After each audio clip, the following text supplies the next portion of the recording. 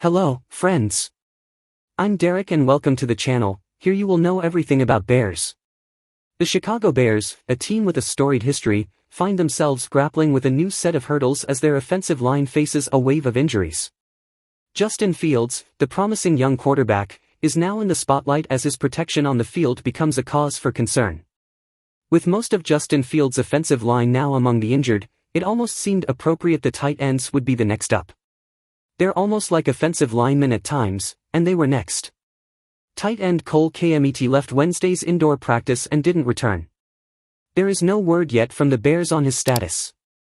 He walked to a cart and was driven from the Payton Center. Coach Matt Eberflus' next availability is Thursday when he is expected to announce whether starters will play and if so how much. He'll have to address the injury status of Kmet as well as right tackle Darnell Wright, who suffered a lower leg injury near the end of Tuesday's practice. "He's doing great," offensive line coach Chris Morgan said of Wright. "We'll see how everything goes, where everything's at. One day at a time." Fields lined up behind a makeshift offensive line on Wednesday, with the only healthy starters left tackle Braxton Jones and left guard Cody Whitehair. Whitehair is working in after being injured. Right guard Nate Davis was replaced by Ja'Tyre Carter. Doug Kramer was at the center with Lucas Patrick unavailable.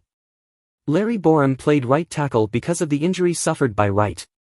"It's always a challenge," Morgan said.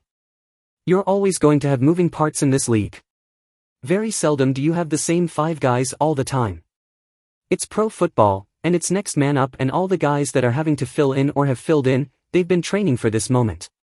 At question is whether Fields should play Saturday against Buffalo if many of his starting linemen, as well as Kmet, are unable to go. In fact, they have to determine how many starters will go, period. "I've been through both sides of this thing in the sense of where you want guys to play to get the familiarity, the chemistry, and I've been on the other side of it where we felt like we didn't need to do that, it wasn't what was best," Bears offensive coordinator Luke Getsy said. "The injuries to the offensive line do complicate things. I don't know if it's the most complicated, but it's something that you do factor in for sure," Getsy said. Without Kmet, the Bears would rely on former Packers tight end Robert Tonyan Jr., but also Marcedes Lewis and Steven Carlson. "The injuries don't apply only to the offensive line. I think that it'll be fine," running back D'Onta Foreman said. "Around the teams I've been on, I've seen these types of things happen, but they always roll back around, and things are going to end up being fine." Even though they're not on the field, Foreman sees them being involved in season preparations. "I see the hard work that they're doing off the field," Foreman said. "Very hopeful that those guys will be ready to go when it's time to go." Whether all the absences should lead to not starting Fields or other starters seems somewhat questionable. The Bears have had above-average pass blocking throughout the preseason, even with their backup line. Even though they gave up 58 sacks each of the last 2 years, the website Pro Football Focus has given them the 3rd best overall pass blocking grade through 2 preseason games. How do you think the Bears should go into their next game against the Buffalo Bills? Leave in the comments what you think. Don't forget to hit the like and subscribe button for our channel. Join our community as a new fan to stay updated with our latest content. Let's strengthen Bears.